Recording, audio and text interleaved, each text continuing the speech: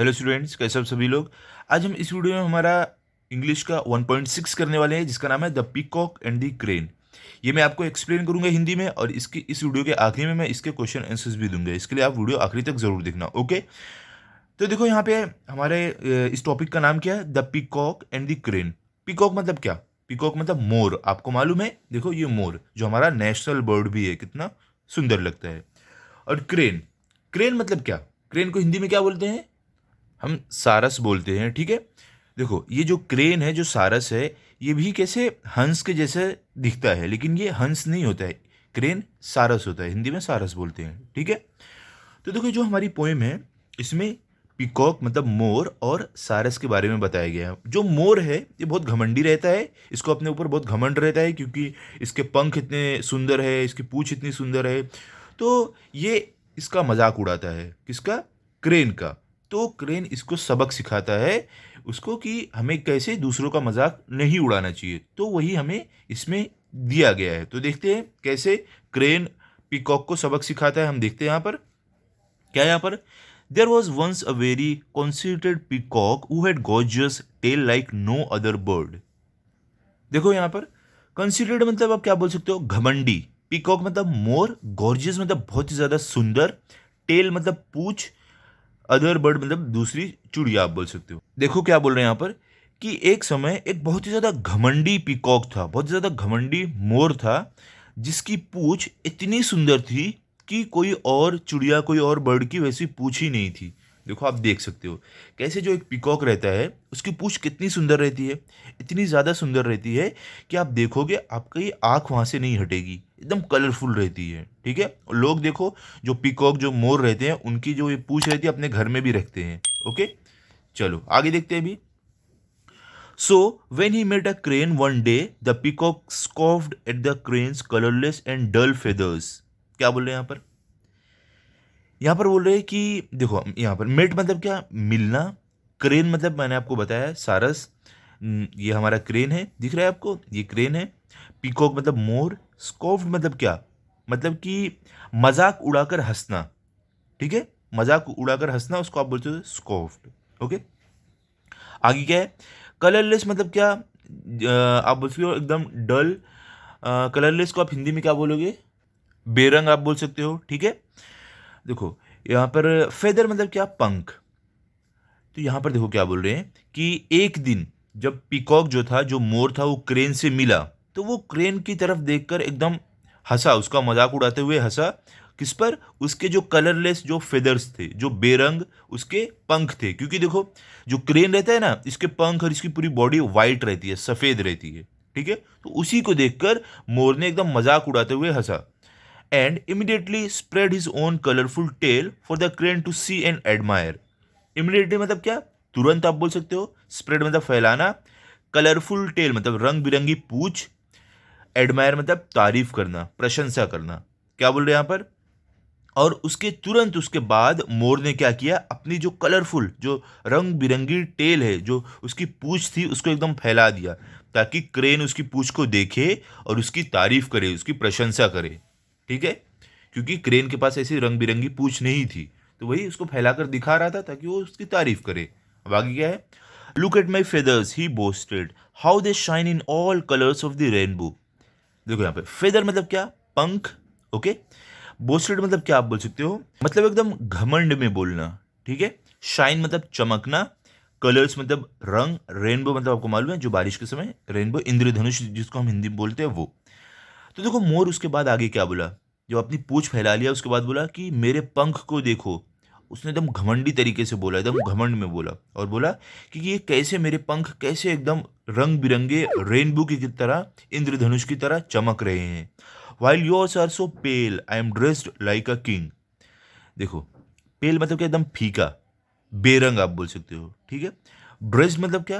मतलब कि पहनावा आप बोल सकते हो। किंग मतलब राजा। तो देखो यहाँ पर मोर क्या बोल रहा है कि तुम्हारे, पहले मोर ने अपने पंख की तारीफ किया, और उसके बाद क्या बोला, और देखो तुम्हारे पंख एकदम बेरंग है, और मैं देखो एकदम राजा की तरह लग रहा हूं, कि मैंने राजा की तरह कपड़े पहने हुए हैं। That's true the crane answered. क्या बोल रहे हैं यहाँ पर? कि उसके बाद क्रेन ने क्या बोला कि हाँ ये बात तो सही है, ऐसा क्रेन ने जवाब दिया। जब मोर अपनी तारीफ कर रहा था, क्रेन की बुराई कर रहा था, तो ये सब बातों पर क्रेन ने बोला हाँ तुम बिल्कुल सही बोल रहे हो, but I can fly high above among the clouds and stars and I can see all beauty of the earth in all it's glory. देखो, फ्लाई मतलब उड़ना, हाई अबव मतलब कि एकदम ऊंचा आप बोल सकते हो, क्लाउड मतलब बादल, स्टार मतलब आपको मालूम है सितारे, तारे, ब्यूटी मतलब क्या, खूबसूरती, सुंदरता, अर्थ मतलब पृथ्वी, ग्लोरी मतलब आप क्या बोल सकते हो, ग्लोरी मतलब भी आप बोल सकते हो सुंदरता। ठीक है, ठीक है, सुंदरता, खूबसूरती आप बोल सकते हो।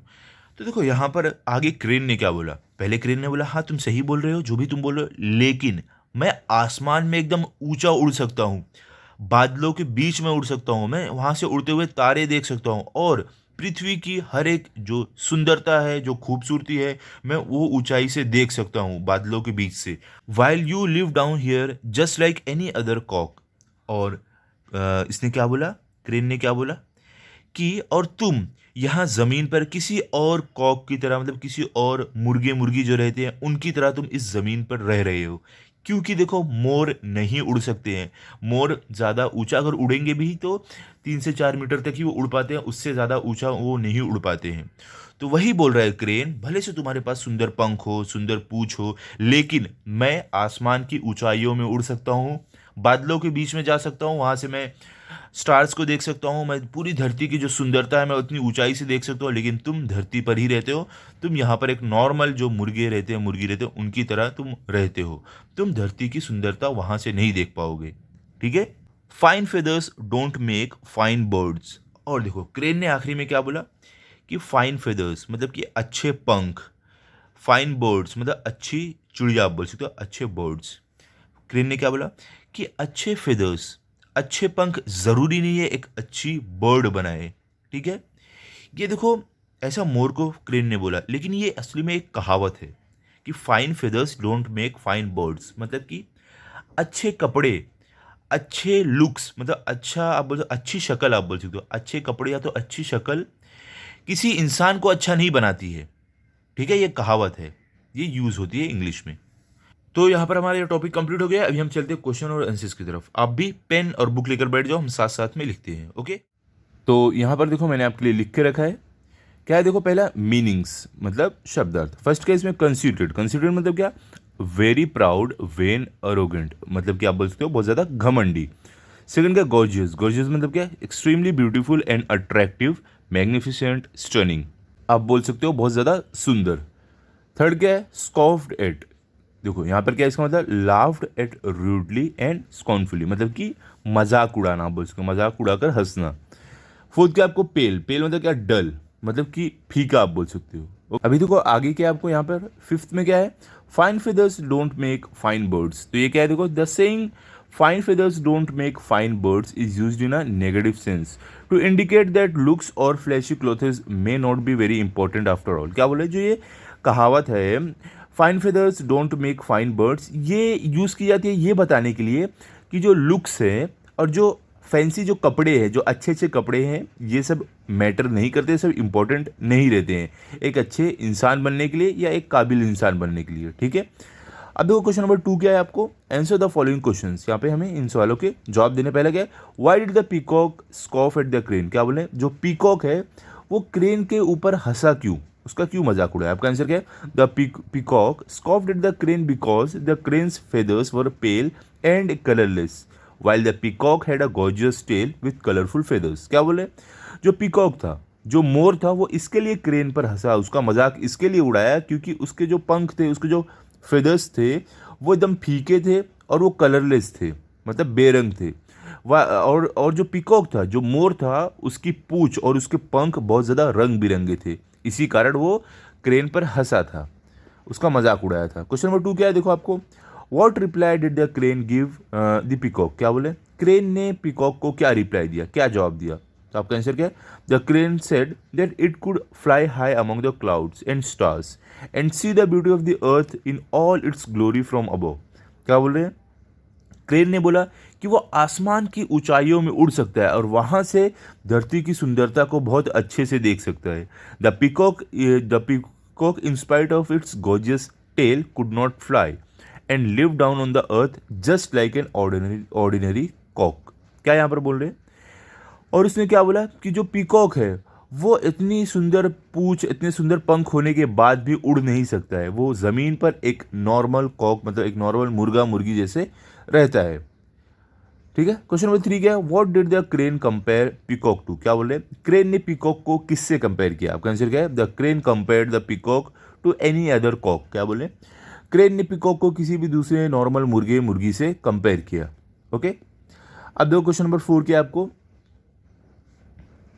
यहाँ पर आपको बोल रहे हैं what did you learn from this fable? क्या बोले? आप इस फेबल से क्या लर्न किए इस कहानी से? आपका आंसर क्या? I learn from this fable that our physical appearance has very little significance as compare to our capacities, capabilities, abilities और इनर स्ट्रेंथ। क्या बोले? इस कहानी से, इस फेबल से हमने ये सीखा है कि जो अपीयरेंस रहते हैं, जो लुक्स रहते हैं, उसका ज़्यादा कुछ असर नहीं पड़ता है। ज़्यादा असर रहता है आपकी क्या काबिलियत है, आपने क्या खूबी है, आपकी क्या ताकत है, इससे ज़्यादा असर पड़ता है, इससे ज़्यादा फ़र्क पड़ता है। ओके। अब देखो आगे क्या आपको यहाँ पर क्या बोले? Read the following sentences carefully and choose the correct meaning. क्या बोले? ये सेंटेंस को अच्छे से पढ़ो और सही मीनिंग चूज करो। पहला क्या है? The peacock had a gorgeous tail like no other bird. क्या बोले यहाँ पर? जो पीकॉक है उसके पास बहुत ज़्यादा सुंदर, बहुत ज़्यादा आप बोल सकते हो खूबसूरत पूंछ है बाकी जानवरों से अलग। तो आप यहाँ पर देखो कौन सा सही स्टेटमेंट रहेगा? No other bird had a tail, या the peacock tail was more beautiful than any other birds, या तो all birds had a gorgeous tail. तो इसमें से आपका आंसर क्या रहेगा? The peacock's tails was more beautiful than any other birds. तो इसके लिए ऐसा बोला गया है क्योंकि उसकी पूंछ बाकी जो बर्ड्स है, बाकी जो चिड़िया है उनसे ज़्यादा खूबसूरत है। बी क्या? Fine feathers don't make fine birds. क्या बोले? अच्छे जो फेदर्स रहते हैं वो अच्छी चिड़िया नहीं बनाते हैं। तो इसका मतलब क्या हुआ? You can not use feathers to make birds, मतलब आप फेदर का यूज़ करके चिड़िया नहीं बना सकते हो। यू कैन जज something bye it's outward beauty, मतलब कि आप किसी भी चीज़ को जज कर सकते हो उसकी बाहर की सुंदरता से। या तो something that looks beautiful may not really be useful, मतलब कि जो चीज़ सुंदर दिखे ज़रूरी नहीं है वो यूज़फुल भी रहे। तो आपका आंसर ये रहेगा। ठीक है। इसका मतलब है कि जो चीज़ सुंदर रहे ज़रूरी नहीं वो अच्छी भी हो। ओके। अब देखो क्वेश्चन नंबर 3 क्या है आपको? यहाँ पर बोल रहे हैं आपको रीड द स्टोरी अलाउड और present it in groups of 3, the narrator, the peacock and the crane. देखो यहाँ पर क्या बोले? आपको जो स्टोरी दी गई है इसको ज़ोर से पढ़ो और इसको प्रेजेंट करो अपने क्लास के सामने भी आप कर सकते हो।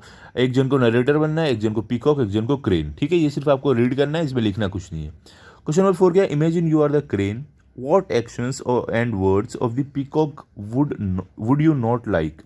Write about it in short। क्या बोले?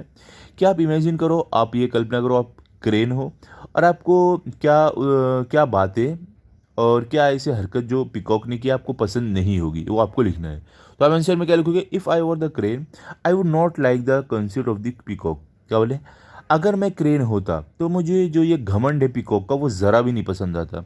I would not like the way he scoffed at my feathers, calling them pale and colorless। क्या बोले? और मुझे ये ज़रा भी नहीं पसंद आएगा कि जिस तरीके से उसने मेरा मजाक उड़ाया, मजाक उड़ाकर जैसे मेरे ऊपर हंसा, जैसे मेरे पंख का मजाक उड़ाया, मुझे क्या बोला? बेरंग बोला। तो ये सब बातें मुझे पसंद नहीं आएंगी। While spreading and showing off his own tail, और जो मेरे सामने अपने जो पूंछ एकदम फैलाकर एकदम घमंड में दिखा रहा है वो भी मुझे नहीं पसंद आएगा। I also would not like the way he boasted about his own feathers, saying that they shone in the colors of the rainbow and that he was dressed like a king। और क्या बोले कि मुझे ये बात भी नहीं पसंद आएगी जैसे उसने घमंड से अपने फेदर्स को ऐसे फैलाया और बोला कि ये धूप में चमकते हैं एकदम इंद्रधनुष के रंग जैसे, और उसकी जो पहनावा है, उसके जो शरीर की बनावट है वो एक राजा की तरह है। तो ये सारी घमंडी बोल भी मुझे उसकी पसंद नहीं आएगी। ओके। अब आगे चलो, देखो यहाँ पर क्वेश्चन नंबर 5 में क्या है? Discuss what a friendly and good natured peacock would say to a crane, write his speech in 5 to 8 lines. क्या बोले? क्या भैया डिस्कस करो, चर्चा करो कि अगर एक ये जो घमंडी पीकॉक है इसकी जगह अगर कोई एक अच्छा पीकॉक रहता, कोई अच्छा मोर रहता, तो वो क्या बोलता है क्रेन से, वो आपको लिखना है। तो आप आंसर में क्या लिखोगे? अ friendly and good natured peacock would से, क्या बोले, एक जो अच्छा पीकॉक रहेगा दिल का, वो ये सारी बातें बोलेगा। क्या बातें हैं देखो यहाँ पर। Hi crane, how are you, what a lucky bird you are. क्या बोलेगा वो, हाय क्रेन, कैसे हो तुम कितने खुशकिस्मत चिड़िया हो। You can fly high in the sky among the clouds and stars. तुम आसमान की ऊंचाइयों में बादलों के बीच उड़ सकते हो। You can see the beauty of the earth in all it's glory from above. और तुम धरती की सुंदरता वहाँ ऊपर से देख सकते हो। As for me, even though my feathers are so beautiful and shine in all the colours of the rainbow, I can not fly high. क्या बोलेगा, और मैं भले से मेरे जो फेदर्स है इतने खूबसूरत है, इतने चमकने वाले हैं, लेकिन फिर भी मैं क्या आसमान की ऊंचाइयों में उड़ नहीं सकता हूँ। I have to live down here just like any other cock. मुझे इस ज़मीन पर बाकी जो मुर्गे मुर्गी रहते हैं उनकी तरह रहना पड़ता है। Well, all of us have something beautiful और यूजफुल इन अस। और क्या बोलेगा मोर, कि हम सब के अंदर कुछ ना कुछ यूज़फुल और कुछ ना कुछ सुंदरता रहती है। We should be happy and grateful for this. क्या बोले, और क्या बोलेगा पीकॉक कि हमें इस चीज़ के लिए खुश रहना चाहिए, आभारी रहना चाहिए। Bye crane, tell me what you see the next time you are up there among the stars. और क्या बोलेगा पीकॉक कि आखिरी में कि बाय क्रेन, अब अगली बार अगर तुम कुछ भी सुंदर देखो वहाँ ऊपर आसमान की ऊंचाइयों से तो मुझे ज़रूर बताना। ठीक है, आसमान की ऊंचाइयों से तारों के बीच में होकर जब तुम उड़ोगे तब मुझे ज़रूर बताना वहाँ से तुम्हें कौन सी सुंदर चीज़ें दिख रही है, कौन सी सुंदरता दिख रही है। ठीक है, तो यहाँ पर हो गया हमारा क्वेश्चन नंबर 5। क्वेश्चन नंबर 6 में चलते हैं। क्या है, find one more examples which shows that a beautiful appearance is not enough. क्या बोल रहे हैं यहाँ पर कि आपको एक और उदाहरण उदाहरण ढूंढना है जिसका मतलब हो कि सुंदरता ही सब कुछ नहीं होती है। तो आंसर क्या है आपका, another example which shows that a beautiful appearance is not enough is that the stag and his antlers। क्या बोल रहे हैं कि एक और एग्जाम्पल है, एक और उदाहरण है जिसका मतलब होता है कि सुंदरता ज़रूरी, सुंदरता ही सब कुछ नहीं होता है। तो उसके एग्जाम्पल में क्या है, एक स्टैग और ही उसके एंटल्स। मतलब कि स्टैग क्या है, एक ये हिरन रहता है, ठीक है, और उसके एंटल मतलब सींग।